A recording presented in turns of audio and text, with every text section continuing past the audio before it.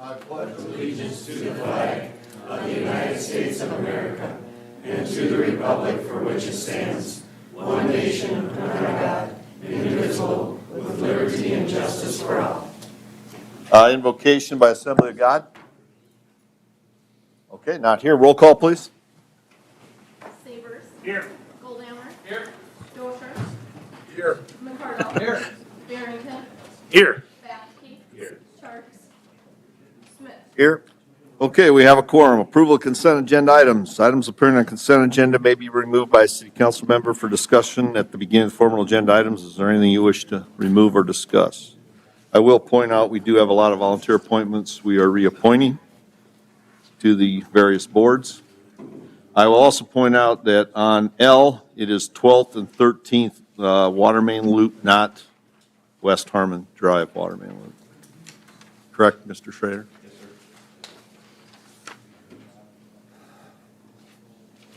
Move to approve. Motion by Mr. Goldhammer. Second by Mr. McCardle. Further discussion? Anybody nice wish to address this? Or these? Okay, roll call, please. Smith. Aye. Batke. Aye. Barrington. Aye. McCardle. Aye. Josher. Goldhammer. Aye. Sabers. Aye. Motion carries. Citizens input. If you need to address mayor or member of city council on an item that was not on the agenda, excluding personnel items, please come forward to the podium, state your name and your concern. Presentations are limited to 3 minutes. Items will be considered, but no action will be taken at this time. I want to start out by giving Mr. Greenway, we've done some work on the seats in the Corn Palace, correct? Can you give us an update on that? Sure. Thanks for asking. Regarding Corn Palace seats, lots of interest in those seats, but quick history, that process started in the budget in August of 2022 to order that fabric, but through a number of delays with manufacturing and getting that fabric, it came in mid-February. Got it out to a local upholsterer. He made 540 seat covers. We have 3 different sizes of seats in the Corn Palace. Those were delivered first week of May, and we've been putting them on since. We have 540, and we have 400 of them on, depending 15 to 20 a day go on, depending on what else we're doing. But they'll be on all on, and then we'll request another, 600 to 1,000 in our next budget cycle, now that we have a source for the fabric and the manufacturer. Yeah, thank you. Hang on a minute, Mr. Hanson. Mr. Sabers has something. Got a couple things here real quick. On the positive note, Mitchell girls golf team, after first day of the state meet, they're 1 stroke in the lead, defending champs. 1 stroke over Aberdeen and 2 strokes over Watertown. And individually, Allison Meyerink is in second place. She's 3 strokes back, and Maddie Childs is tied for third. But they had a good day down in Yankton. And the other thing is on sprucing up Mitchell. I was walking around Dakota Wesleyan campus, and what they've done is nothing short of spectacular. It's they got two waterfalls. Every piece of grass was perfectly cut, edged. They put probably burnt orange wood chips around every tree, and I don't know who's responsible for it, but if you have time, you should drive through it. I haven't seen it like this. I've been here since 2008. But anyway, kudos to Dakota Wesleyan. Okay, thank you. Mr. Hanson? Good evening, Council and Mayor. My name is Stuart Hanson. I'm here tonight, one day before the election, to tell you my reasons for not wanting the lake drained. I was born and raised in Mitchell. Dad taught me and my brother how to fish on Lake Mitchell when we were in our early teens. I taught my wife how to fish on Lake Mitchell. When we had children, we taught our son Jordan and his sister how to fish on Lake Mitchell. I've been fishing Lake Mitchell now for over 50 years. Anyone that knows me knows I fish a lot. Most of all, the fish that we have consumed in the last 50 years have come from Lake Mitchell, including now. Between tubing and skiing as a youngster and over 50 years of fishing on Lake Mitchell, I think I can honestly say there's no one alive today that has spent more time on Lake Mitchell than I have, and I think Joe Kippis would probably agree with that. That's why I'm against draining the lake. When people talk about their quality of life, Lake Mitchell is my quality of life. So when people want to drain Lake Mitchell, it makes me sad. And because of my age and my mobility, that will end my fishing on Lake Mitchell forever, which means I won't be able to teach my very cute granddaughter how to fish on Lake Mitchell. It will also end my supply of fresh fish for the dinner table. Another thing that makes me very sad, the thought that people are willing to kill hundreds of thousands, if not millions of fish, which are God's creations. So, when people say the lake is dead and there's no fish in the lake, it's just not true. So contrary to popular belief, I'm not against having a cleaner lake, I'm against draining it.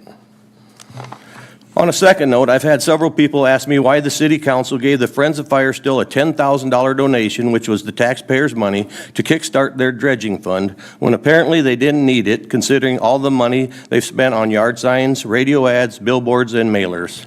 Another thing people have been talking about is why some members of the Chamber of Commerce are out putting up Save Lake Mitchell yard signs, especially since the chamber received a $4,000 subsidy from the city, which is also the taxpayers' money. Some might say they're doing it on their own time, but when they're out doing it during work hours, it leaves a very sour taste in people's mouths. Sure, they can say they were doing it on a day off or during their lunch break, but again, when they received a $4,000 subsidy from the taxpayers, it's just a bad look. Most of the people I've talked to said the Chamber of Commerce should be neutral on the lake issue since they're getting taxpayer dollars. People that are against the dredging the lake really don't want some of the taxes they are paying going towards something they are totally against, me included. And finally, I never thought I'd be wearing a hat like this. WTF, where's the fish? Thank you. Okay, thank you. Anybody else wish to address council? Mr. Clark?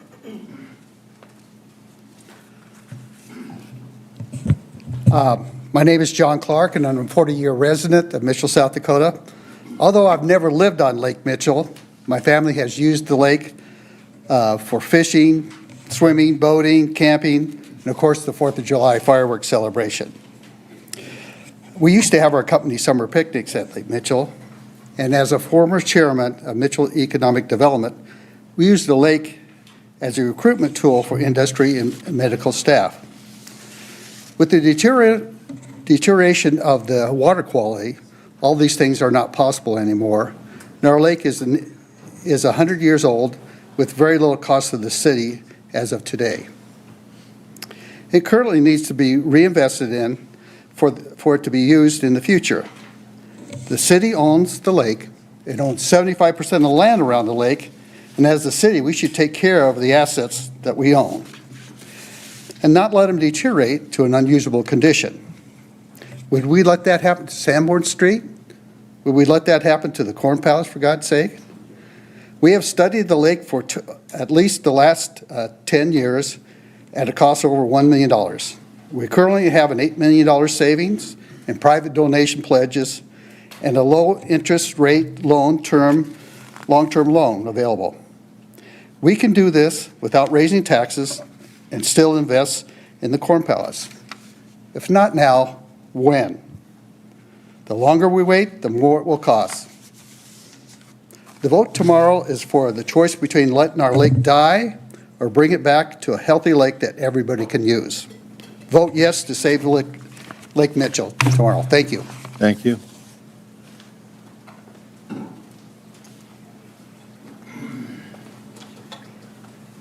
Kate? Hi, everybody. My name is Kate Daly. I've grown up in Mitchell, and my grandpa spent some time in this very room not so long ago. But today I want to talk about a cherished piece of my history, being born and raised here in Mitchell, and a vision for our community's future. Growing up on the serene shores of Lake Mitchell has been a cornerstone of my life, filled with joy, togetherness, and so many invaluable lessons. As a child, my days were spent boating on my grandparents' dock, feeling the wind in my hair and the spray of the water on my face. Each 4th of July, the lake would come alive with breathtaking firework displays and a spectacle that not only lit up the night sky, but also brought our community closer together. These experiences were more than just recreational activities.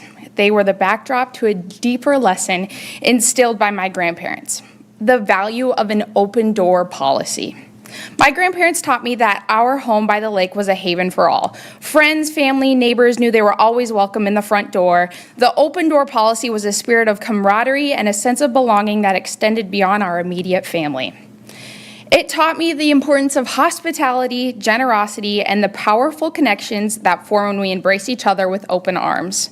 Today, as we look forward to the future and tomorrow's vote, we are faced with a critical endeavor, the restoration of Lake Mitchell. Our beloved lake, which has given us so many memories and taught us so much, now needs the care and commitment. By coming together to clean up our lake, we ensure that future generations can experience the same joy, beauty, and sense of community that we have been so fortunate to enjoy to this day. Our efforts will not only safeguard the environmental health of Lake Mitchell, but will also reinforce the values of unity and stewardship that define our community. Let's work hand in hand to make this project a success. Demonstrating the spirit of togetherness my grandparents cherished can also drive meaningful action for the common good. Thank you for your time and dedication to our shared home. Together, we can create a lasting legacy of a clean, vibrant lake for generations to come. Okay, thank you. Anybody else wish to address council? Okay, Board of Adjustment, entertain them. Oh, I'm sorry. Sorry. We didn't mean to put you to sleep. All right.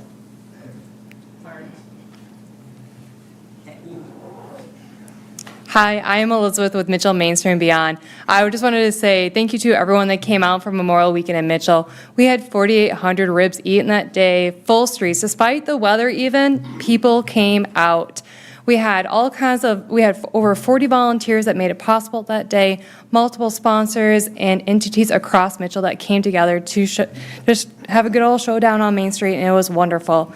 So thank you all that came out and supported that event. And if you like that kind of stuff and that sense of community, our motto this year has been Stronger Together, and it's really starting to show in our events. So this Friday is First Fridays on Main.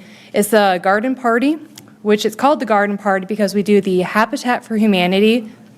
The Habitat for Humanity Garden Party is a fundraiser that helps the Habitat for Humanity do their mission right here in Mitchell.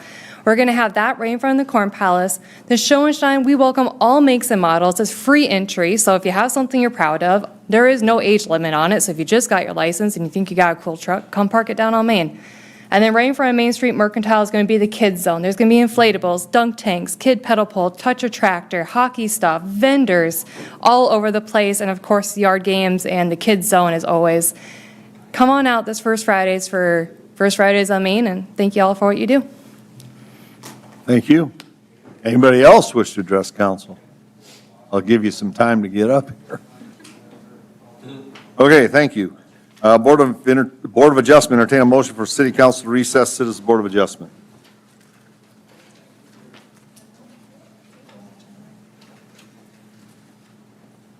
So moved. Motion by Mr. Goldhammer.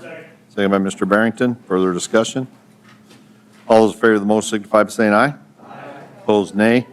Motion carried. Action to set date for Board of Adjustment hearing 6/17/24. Zion Lutheran Church has applied for a variance permit for a maximum total square feet of signage of 40 square feet versus 16 square feet.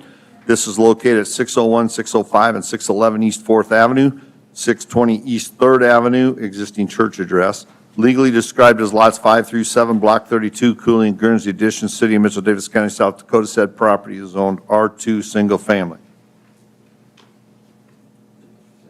Motion by Mr. McCardle. Second. Second by Mr. Sabers. Discussion? Anybody in the audience wish to address this? All those in favor of the motion signify by saying aye. Aye. Opposed, nay. Motion carried. Action to set the date for Board of Adjustment hearing 6/17/24. Terry Rietveld has applied for a variance permit for accessory buildings of 2640 square feet versus 2,000 square feet to build a new accessory building of 1,440 square feet. This is located on the lot between 84 and 92 South Harmon Drive, legally described as Lot 2, Block 4, Indian Head, 2nd Edition, City of Mitchell, Davis County, South Dakota. Said property is zoned RL, Lake Residential. Motion by Mr. Sabers. Second by Mr. Smith. Further discussion? Anybody in the audience wish to address this? All those in favor of the motion signify by saying aye. Aye. Opposed, nay. Motion carried.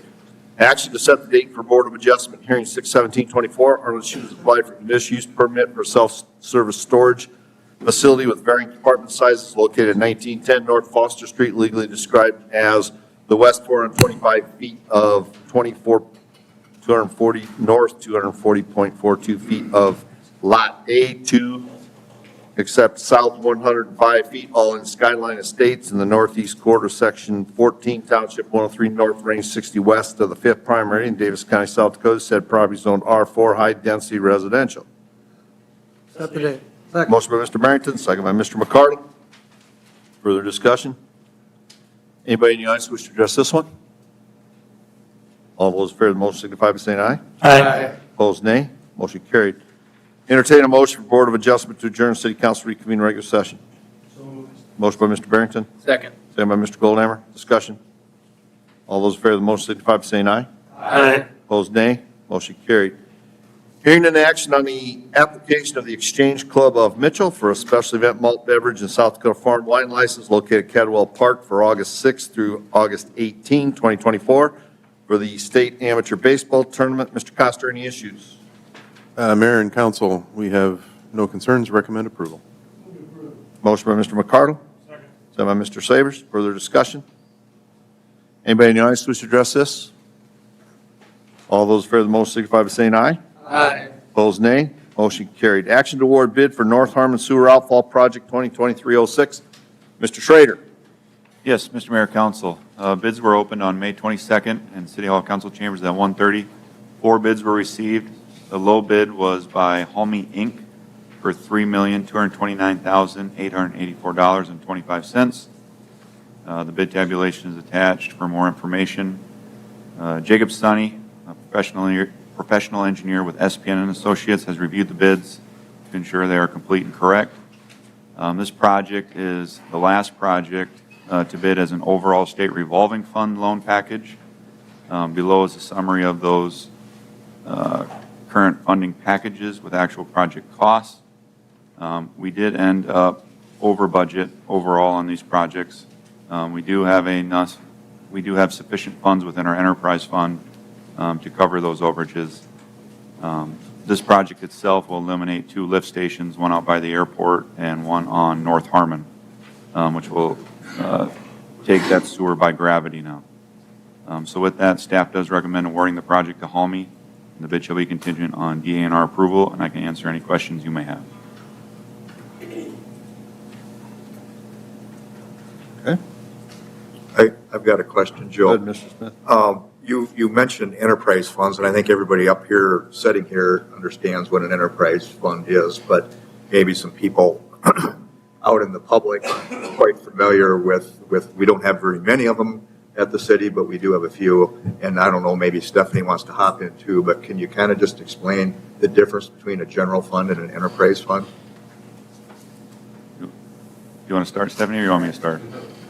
Basically, the enterprise funds would be the funds that we operate like a business, where the revenue that operation brings in is supposed to cover the expenses for that operation. Our current enterprise funds are water and sewer, sanitation, and campground. Golf course, no, Corn Palace isn't anymore. And emergency, and our ambulance operation. So the enterprise fund that Joe is referring to here would come out of the wastewater fund. And that is completely paid for out of the revenue received for services. Local projects? To my knowledge, in the 10 years I've been here, we have never used general fund revenue or general fund money to offset any costs in water or sewer. Now, when the Corn Palace used to be an enterprise fund, you did use general fund money in the Corn Palace, but not for utility operations at all. Right. And that's why we pulled it out theoretically, is because it wasn't standing on its own. That is why the Corn Palace is no longer an enterprise fund, because it was Which not makes standing sense. alone. Yep. Yeah.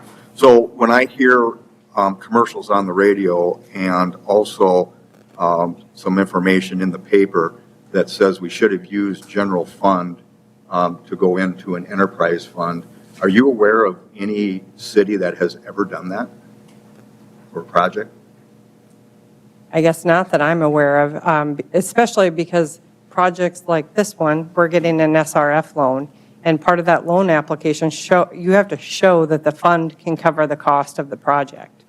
So I'm not aware of any, not to say that there isn't any out Okay, there. Joe, you talked to other obviously engineers. Are you aware of anything that has, I'm not aware. And if you did use your your enterprise fund to pay for general fund, you'd be taking your revenue generated from your water and sewer bills and taking that to pay for general fund, just as a comparison. And we do not do that. okay? And it's safe to say if we would take some money from general fund, there would be other projects that would not be completed in the general fund. Correct. Well, like everything. That that- money would not be available for other projects that the general fund is used for. That is correct. Okay. All right, that's all the questions I have. Okay. Motion by Mr. Smith. Second by Mr. Bathke. Okay. Further discussion? Anybody in the audience wish to address these? This? All those in favor of the motion signify by saying aye. Aye. Opposed, nay. Motion carried. Action to award bid for railroad and main sewer improvements, project 2024-21. Mr. Schrader. Yep, Mr. Mayor, Council, bids were opened on May 28th in City Hall Council Chambers at 1:30 PM. 2 bids were received.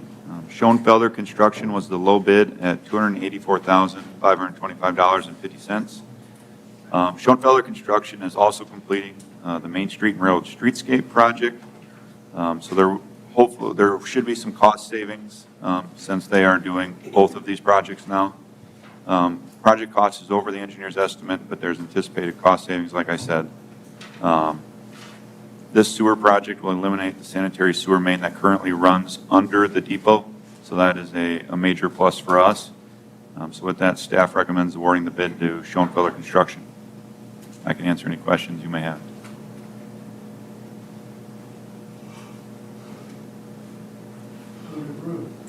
Motion by Mr. McCardle. Second. Second by Mr. Goldhammer. Further discussion? Anybody in the audience wish to address this? All those in favor of the motion signify by saying aye. Aye. Opposed, nay. Motion carried. Action to approve amended special event permit for Arts in the Park on July 26th through 28th, 2024. This is coming before you. They have asked that the lot where the snow is put during the snow removal be closed and allowed to be used for parking for this event. Am I not, is that right, Mr. Hanson? That is correct. Mike Bathke called and had a fantastic idea and said we should close that off because it's going to be a super popular event and we should probably have some extra parking. So pretty smart. And then I talked to Joe and he said we could just jet across there, hit the sidewalk, and people could walk. Motion approved. Oh. Motion to approve. Settle down. He's excited. Motion by Mr. Sabers. Second by Mr. Bathke. Further discussion? Anybody in the audience wish to address this? All those in favor of the motion signify by saying aye. Aye. Opposed, nay. Motion carried. Approve, action to approve agreement A 2024-24, wastewater treatment with High Plains Processing. Mr. Schrader. Yep, Mr. Mayor, Council. So High Plains Processing, I'm sure everyone knows, is the soybean plant south of town. So with that, they will be generating waste with their facility. HDR has been designing our wastewater system over the last few years. So great timing. We worked with High Plains Processing and HDR to work out what improvements would be needed to incorporate the soybean plant. So with that, they are covering their share of the improvements that were needed specifically for their wastewater that was coming to the plant. This agreement covers those project costs, as well as we also set our loading rates, similar to what we do with Performance Pets. Justin helped quite a bit with this agreement. We've been working on it for a while. So with that, this project will be lumped in with an SRF loan through the city, and then they will be giving us payments every month to pay for their portion of the loan. Those numbers will change after this bid is completed, and those numbers will be updated, so we have accurate numbers within the agreement. So with that, staff is recommending approval and authorize the mayor to sign on your behalf, and Justin or I can answer any questions you may have. Joe, how important is the new sewer treatment plant that we put in for projects like this? So That's part of our water plan that we put together. So what was nice about this project is, additionally, you build in treatment capacity for your future residential flows as well as some commercial flows. Or in this situation where we had them readily available, they are now able to pay for their costs up front. So I mean, the timing of it was perfect. Jeff, are you talking about the other wastewater expansion projects that we're doing? Well, with the new treatment plant, and yes, yeah, you're right, that obviously we're setting ourselves up for growth in the future, and it'd be very difficult to actually bring in any new without the additions of what we're doing with the water, and so how important it is for this project and others in the future. Joe, have they laid out the path they're going to take from the plant to the sewer plant? Yes, they have. I believe they are putting it on private property, that James River Development, I believe is the name of that company that owns through that property. So their force main that they're putting in will be privately owned, privately maintained. We'll take over at the manhole that it enters at the plant.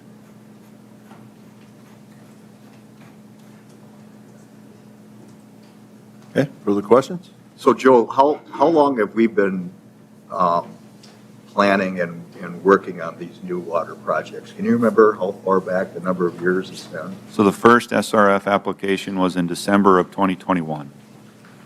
So since then, we've been working and designing these projects. I say we've been working with High Plains Processing since they came forward in 22, 23 or 22. I think it was earlier than that, but that might be the meeting Stephanie and I originally had with them. Sure. It was during COVID, I believe, is when they first came forward, so. Sure. And we had several sessions, open sessions with council and working through those projects. Would that be a true statement? Oh, yeah, we had special budget sessions, I believe, where we talked about those projects. So we had, because these projects were actually outlined to be completed even before COVID and all the COVID funding came around. That's why we were set up really well to receive those grants, because we planned on moving forward with these projects regardless if we had those grants or not. Yeah, I was going to say, you had at least 3 public meetings on that in a council work session, and one of those 3 is part of a budget work session. As Joe said, all of the projects were identified as the top priorities prior to COVID coming out. That's why we're a little bit farther ahead, I would say, than the other cities our size who also received the funds from ARPA, because we already had our planning work done. We had the majority of our design work done as well. Okay. We'll entertain a motion. Move to approve. Motion by Mr. Goldhammer. Second by Mr. Barrington. Further discussion? Anybody in the audience wish to address this one? All those in favor of the motion signify by saying aye. Aye. Opposed, nay. Motion carried. Action to approve Agreement A 2024-26, Tax Increment District 33 Developers Agreement. Mr. Johnson. All right, so this TIF District 33 developer agreement would deal with the new Iverson Power Sports relocation. As you recall, that TIF was approved, I want to say about a month ago now, maybe a little bit more than that.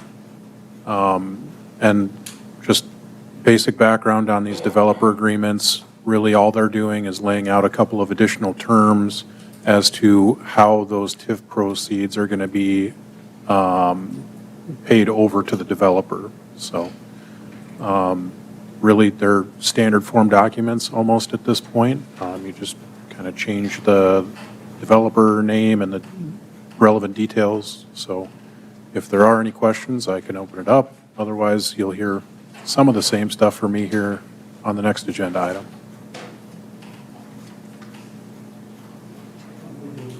Motion by Mr. McCarl.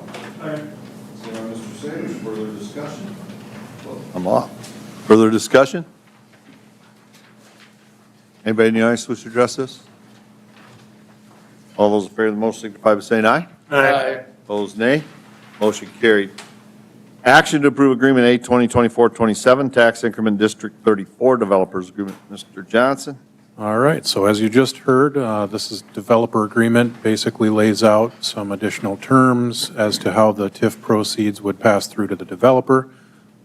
This is another TIF with Austin LLC. This one would be for the Make It Mine location. Again, this TIF was previously approved by council right around a month ago.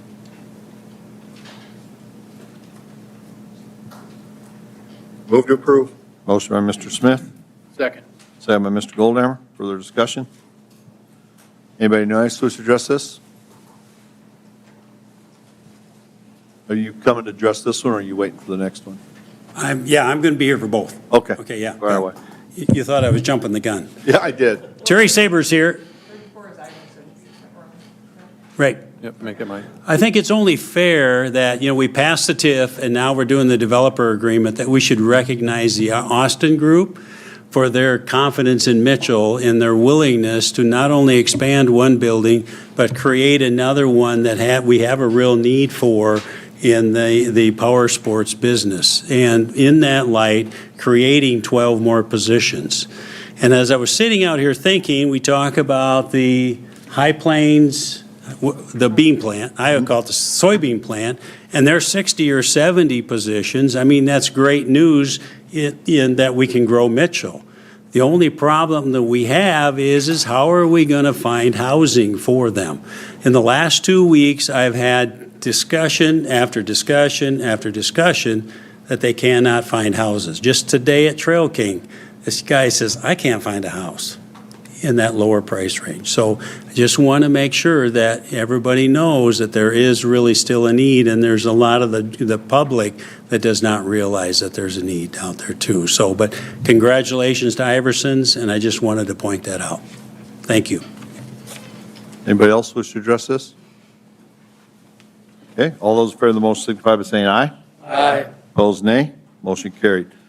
Action to approve Resolution R 2024-37, creating Tax Increment District 35 and approving project plan. Mr. Johnson.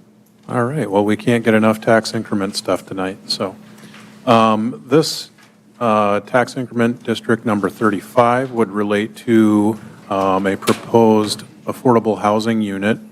Location would be west of Menards and south of South Point Village. I believe this would be approximately 35 units.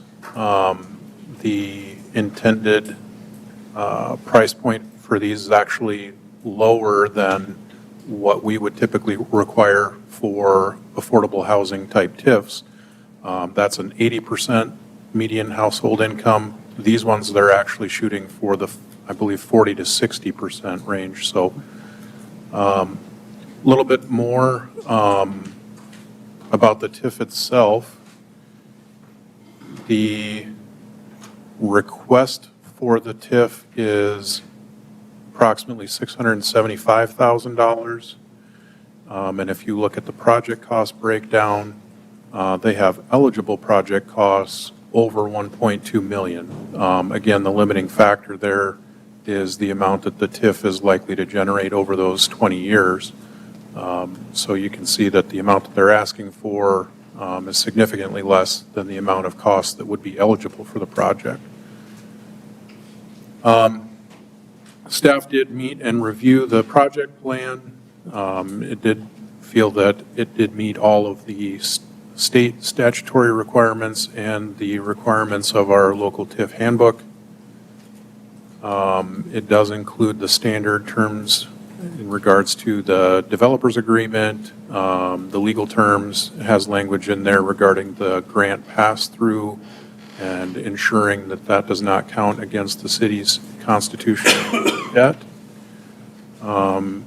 This project plan does also include some good details about the need for affordable housing and housing in general in the Mitchell community later on in the project plan, I believe. So I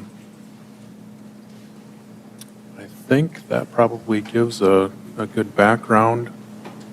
And Stephanie, I don't know if you have any more you want to add? Yeah, I guess the only thing that I would add is if you're looking at page 13 of the agreement, sorry, I had to get it up. A lot of the developers' terms that we approved tonight for the other TIFs are also contained within the project plan. So when Justin said we were restating a lot of the agreements that were already part of the TIF project plan, that's where you're going to find a lot of those agreements. And the only other thing is we do require that they waive the discretionary formula, and that if the state of South Dakota fails to certify the TIF as affordable housing, it'll cease to exist. And that's a standard language in all of our TIFs as well.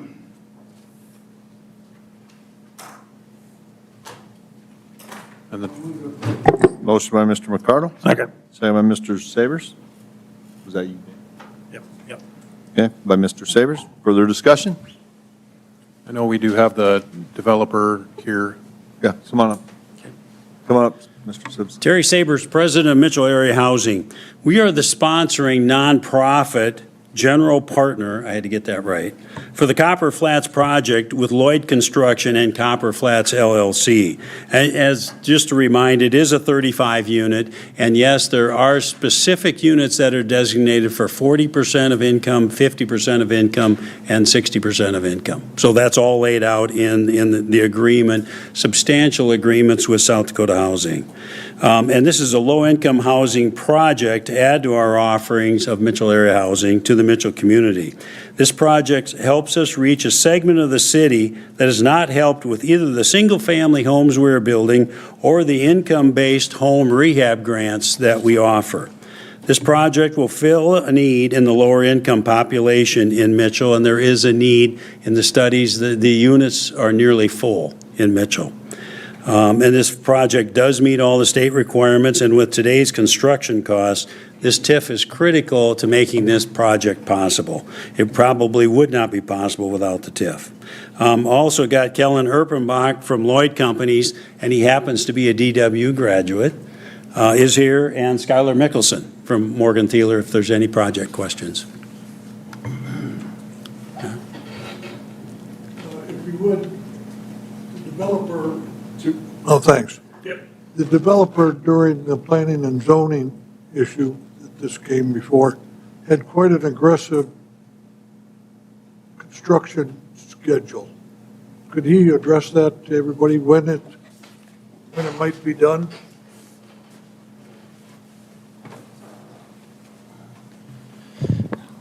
Hi, I'm Kellen Erpenbach from Lloyd Companies. I work on the finance team there. And to answer your question on the project schedule, we plan to break ground here July of this summer yet.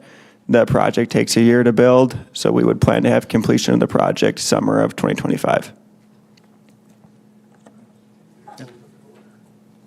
Any other questions? Mr. Simpson, did you have something you wanted to bring up? Okay, come on up.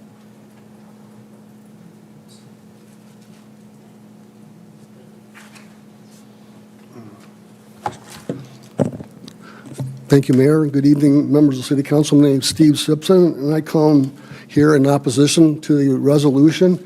In summary, I believe there's a lack of transparency on this project, which prevents us from making a decision as to whether or not this is truly an economic development project. And that would benefit not just Mitchell, but the state of South Dakota as a whole. That's one of the requirements in the plan. Before I get to that plan, I want to talk about some research I've done today, trying to figure out why Copper Flats LLC is located at 601 North Main Street. That was published in the Mitchell paper December 13th when they announced the $2.2 million South Dakota housing funding this project got. And what I found out was that in August 25th, 2023, Copper Flats LLC was listed, and the filing status has a good standing. The registered agent was John F. Archer, and the company has one contact, and that's John F. Archer. He's an attorney out of Sioux Falls. Their law firm says that he specializes in assisting South Dakota developers with legal advice and help in obtaining federal tax credits and incentives when using private equity to develop low-income housing. Again, this listing says the address, principal address and mailing address is 601 North Main Street. So upon further research, I found a South Dakota Housing Development Authority report regarding the $648,000 tax credit. And they list the contact person as Mr. Terry Sabers of Copper Flats Apartments LP. Now, I'm not sure what LLC versus LP means, but there must be some sort of corporate reason for the difference. It also lists as Mitchell Area Housing, Inc., and again, they use 601 North Main Street as the address. And so then I start looking into the Mitchell Area Housing, Inc., and I found it listed on the Mitchell Area Development Corporation website. And the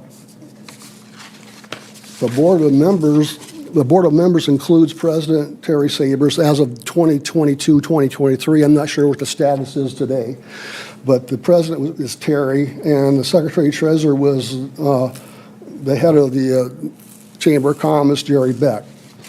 Now, I don't have any problems with these people. I know they're trying to do the right thing, but I'm just trying to find out exactly who's behind this particular project, where's the money coming from, and who's going to make the money if there's money to be made. For this meeting, the Mitchell Republic said that Copper Flats LLC and Lord Construction are the entities leading the project. Mitchell Area Housing Incorporated, a local nonprofit, is partnering. Now, Lord Construction is out of Sioux Falls, so some of this money is leaving the city of Mitchell, but it's staying in South Dakota, so I'll be kind to that. Now, getting to the actual plan, the developer saying that even though they've gotten $2.2 million in South Dakota housing funding on a $6.3 million project, they can't go forward unless they get this TIF that they want you to approve tonight for $675,000. Now, if it's true that they cannot operate even with help from the state of South Dakota, this is not an economic development project. The cost that will be incurred, which includes subsidies from state and this government, will be greater than the revenue. That is not economic development. It's the exact opposite of economic development. We're going backwards, and we're doing too much of this in this country, in this state, in this city, and that's why this country is facing the financial calamities that it's facing today. That's my economic argument. We don't have enough information to know if they're just blowing smoke at us. Can they do this project without this TIF? We don't have the financial data to make that decision here. The public representatives are at a disadvantage because the private corporations have the data and they don't have to tell you about it. So I'm not sure if we can make that decision without knowing whether this will go or not. And assuming that it could be done without this TIF, we shouldn't be passing this TIF. And if it is proven that they have to have this TIF in order to make this thing economically feasible, again, it's not an economic development project. The costs are greater than the revenues. That's simple economics. I learned that at the University of South Dakota, where while getting my degrees in accounting, I was inducted into the Economic Honor Society. And I do my research and I pay attention to what's going on. So I don't think we should be approving this project tonight. And I'll end my argument with a book by Peter Turchin called End Times, Elites, Counter-Elites, and the Path of Political Disintegration. And in it, he says, mass immigration was always supported by the Chamber of Commerce, an organization promoting the interests of employers. And the employers benefit by having their lower costs decreased. And instead of this being an economic development project, I believe that it's just a way to get more housing for low income, 40 to 60% of median income people to come here so that we have cheap labor for our businesses. That could be the real reason why we're here tonight. Thank you. Okay, thank you. Mr. Mickelson, you're going to speak to it? Good evening, Mayor and Council. Skylar Mickelson, Morgan Thieler. I'm attorney there, and I've had the privilege of working with Terry Sabers and Kellen Erpenbach on this project plan alongside the city's TIF committee. Solely just to respond to Mr. Simpson's comments, this is not an economic development TIF and is an affordable housing TIF, so there are different guidelines in that regard. And then for anyone's concern of the entities involved and who makes up those entities, that information is required by the city's TIF application and been shared with them. While not on the project plan, that information has been shared with city officials. And that's what I've got, unless you guys have other questions for me, but thank you. Okay, thank you. Terry Sabers here again, and I think Mr. Simpson, who I've known, how long you been in Mitchell? Probably 40 years. Anyway, a lot of those questions could have been answered with a simple phone call. I mean, the 601 North Main address is the Chamber's address, it's a Development Corp address, and it is Mitchell Area Housing. Mitchell Area Housing is operating with zero, up until a few months ago, zero administrative costs because the Development Corp and the Chamber are helping us out so that we can meet our mission. And over the last 2 years, I've not taken any salary either, so they help us with all the administration. That's why their address is being used. And while we are all three separate organizations, they take care of the administration for us. Was there another question there I should answer? Did that answer all the questions? And there'll be more to come up if it didn't. So. Okay. Who's making the money? Well, okay, so let me explain why the TIF. The rents are such that, you know, something like this, it will barely cash flow. You know, I mean, that's the way it's set up. That's why the rents can be what they are, and that's why that TIF will help assist to make sure that it can be financially feasible down the road, is because we're helping to reduce some costs.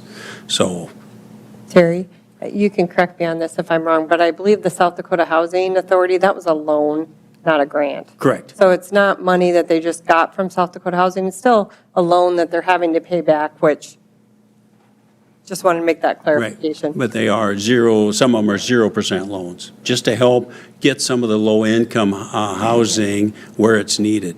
So, okay? Anything else? Thank you. Okay, thank you. I have a question. So, and I think it'd be for the gentleman there, Mr. Erbuck.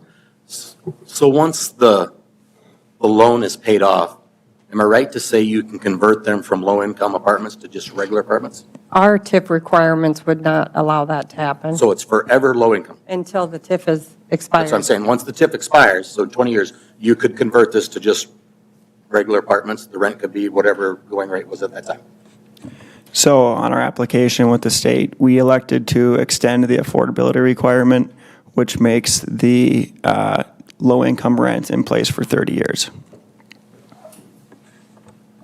Okay, did that answer your question? Yeah. Pathke? Okay. Anybody else? Anybody else in the audience wish to address this? Okay. We have a motion and a second. All those in favor of the motion signify by saying aye. Aye. Opposed, nay. Motion carried. We're adjourned.